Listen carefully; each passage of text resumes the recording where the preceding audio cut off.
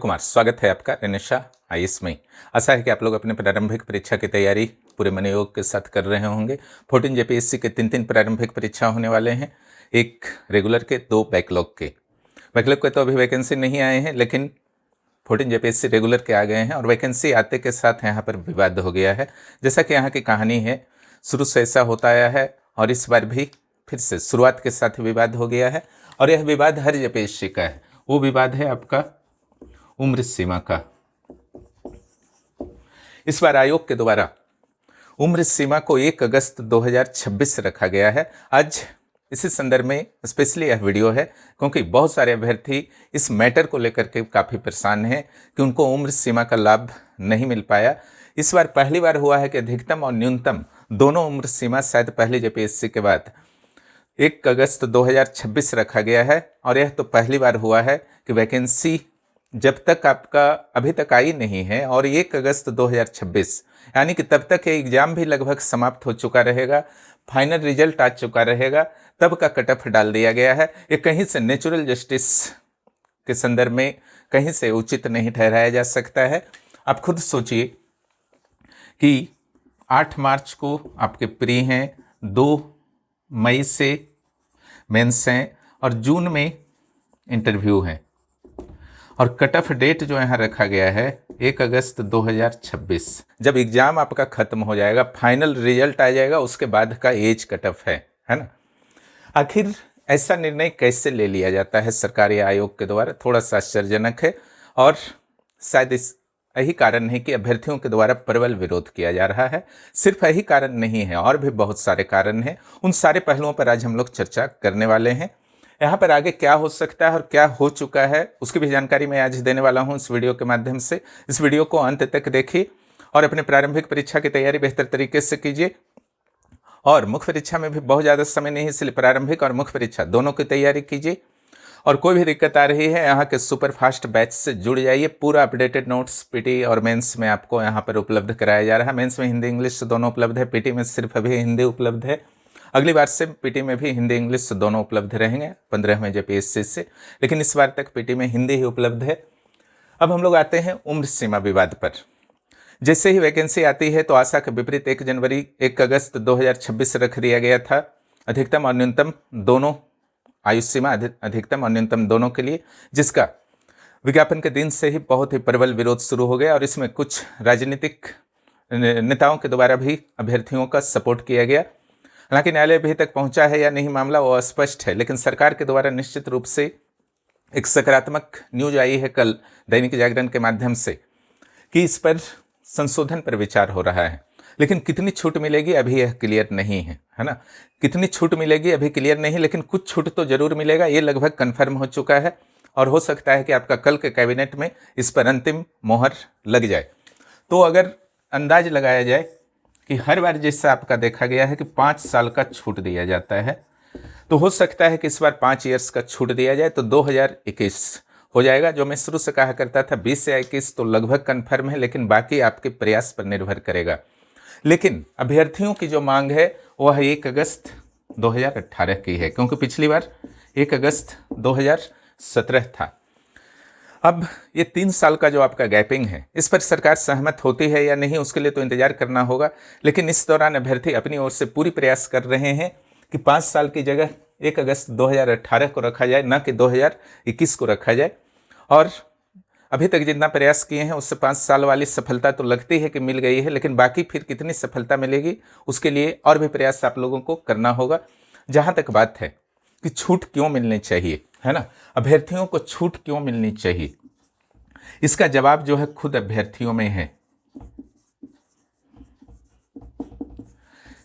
JPSC में भी है, यूपीएससी में भी है,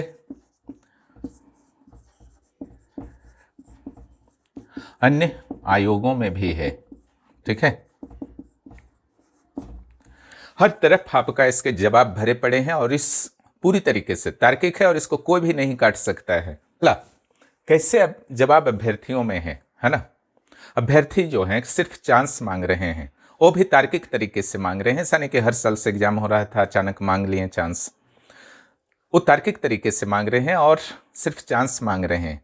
और कंपटीशन में भाग लेने की इजाज़त सरकार से मांग रहे हैं, तो निश्चित रूप से उनको दिया जाना चाहिए, क्योंकि अभ्यर्थियों के द्वारा एक लंबे समय तक इसकी तैयारी में बिताई जाती है। ऐसी स्थिति में यहाँ पर जेपीएससी और यहाँ की गवर्नमेंट में भी बहुत सारे तत्व छुपे हुए हैं। ठीक है, यहाँ पर एक छोटा सा स्टेट है, यहाँ पर बहुत ज़्यादा पोस्ट क्रिएट नहीं होते हैं। और जेपीएससी का अगर इतिहास को देखा जाए तो पिछले 10 साल का ही अगर हम लोग बात करते हैं, 2016 से 2026, 2016 में प्रारंभिक परीक्षा की प्रक्रिया शुरू हुई थी 6th जेपीएससी की। इस दौरान 7th JPSC, 11th JPSC, 3 JPSC इन 10 वर्षों में हुए हैं, है ना। यानी कि पिछले 10 वर्षों में झारखंड के अभ्यर्थियों को मात्र 3 अवसर मिले हैं और ये चौथा अवसर है 14th। आप नाम कुछ भी कर दीजिए, 8वां, 9वां, 50वां, उससे कोई फर्क नहीं पड़ता है। वास्तव में यही 3 जेपीएससी हुआ है। 14th अभी वैकेंसी आया है 103 पदों के लिए। ऐसी स्थिति में जब ओनली 3 चांस मिले हैं, 3 अवसर मिले हैं, तो फिर क्यों नहीं मिलना चाहिए? सिंपल सी बात है। और जितनी भी परीक्षाएं होती हैं किसी न किसी कारण से विवाद में पड़ती हैं। ठीक है, किसी न किसी कारण से विवाद में पड़ती हैं। 11th जेपीएससी का भी अभी तक कॉपी भी नहीं दिखाया गया है। सीडीपीओ का कॉपी दिखा गया है, लेकिन 11th जेपीएससी के अभ्यर्थियों को कॉपी नहीं दिखाया जा रहा है। इसके अलावा क्यों मिलना चाहिए? अभ्यर्थी अगर 2-3-4 साल में तैयारी करते हैं, 2-3 साल लग जाता है तैयारी करने में, किन्हीं का कोई 2 साल में भी कर लेते हैं, तो एक अच्छा खासा उनको अनुभव हो जाता है। और हर बार सरकार के द्वारा छूट दी जा रही थी, और इस बार भी पूरी तरीके से आशान्वित थे कि छूट तो मिलेगा ही। अचानक से सारे छूट समाप्त हो जाते हैं। तो जो इतना बहुमूल्य समय उन्होंने दिया, क्या सिर्फ 3 चांस के लिए उन्होंने दिया था? क्या 2 चांस के लिए सिर्फ दिया था? इस चीज पर सरकार और जेपीएससी को निश्चित रूप से सहानुभूतिपूर्वक विचार किया जाना चाहिए। पहले अगर छूट नहीं दिया जाता तो कोई मैटर नहीं था, आशा ही नहीं रखते अभ्यर्थी, लेकिन हर बार छूट दिया जाता रहा है, तो इस बार भी मिलना चाहिए। कम से कम सरकार इतना तो कर सकती है कि हाँ, 7th और 11th जिन्होंने भी दिया है प्रारंभिक परीक्षा, मुख्य परीक्षा या फॉर्म भी भरा है, उनको 14th में अवसर दे दिया जाए। क्लियर? और क्यों मिलना चाहिए? उसका रीजन आपका यूपीएससी में भी छुपा हुआ है। यूपीएससी में भी 6 चांसेस मिलते हैं, और वहाँ हर साल एग्जाम। 6 चांसेस मीन्स 6 साल नहीं होता है ना। 6 चांसेस मीन्स आपका अगर 21 साल से 32 साल है, जनरल का मैं बता रहा हूँ, तो 11 साल होते हैं, है ना। 11 चांसेस में 6 चांस, वास्तव में 11 साल का चांस मिलता है। यानी कि टोटल 11 में से आप कोई भी 6 चुन सकते हैं। यहाँ के अभ्यर्थियों को आप गिन करके ही 6 दे दीजिए, है ना। जेपीएससी के नियमावली में भी संभवतः 6 चांसेस की बात की गई है, तो गिन करके ही आप 6 दे दीजिए।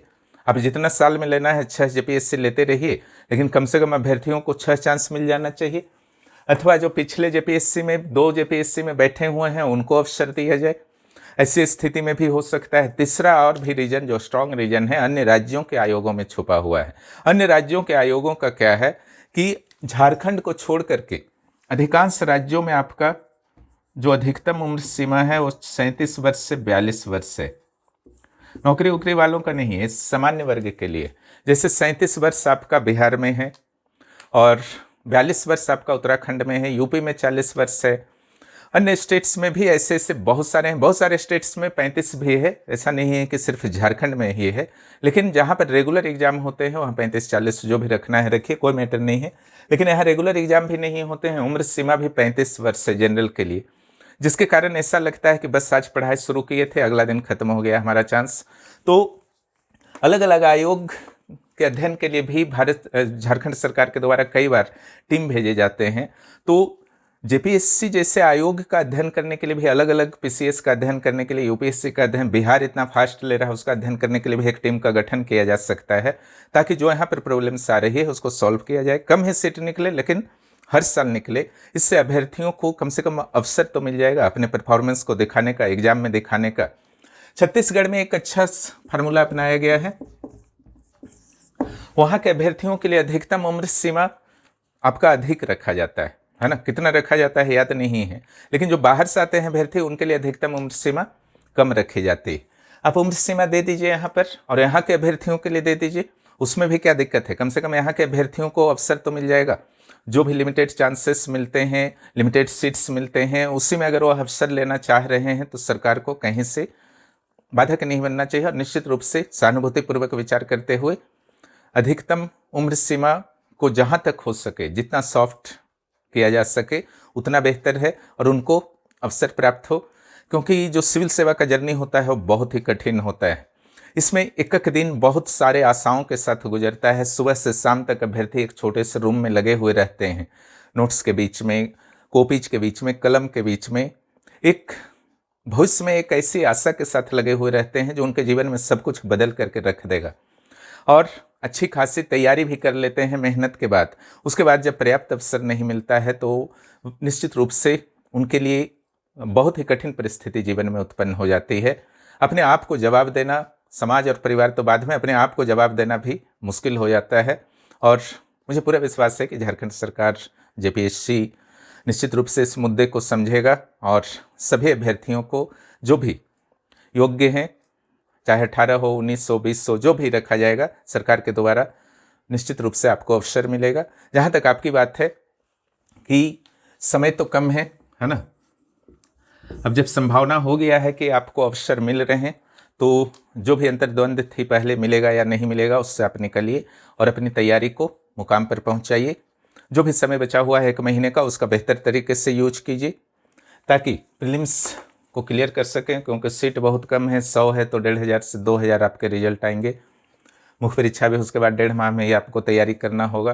तो यहाँ पर हमारे द्वारा ऐसी स्ट्रेटजी बनाई गई है पीटी और मेंस के लिए, जिससे बहुत ही फास्ट रिवीजन यहाँ पर करवाया जा रहा है और बहुत गहराई से यहाँ पर पढ़ाया जाता है।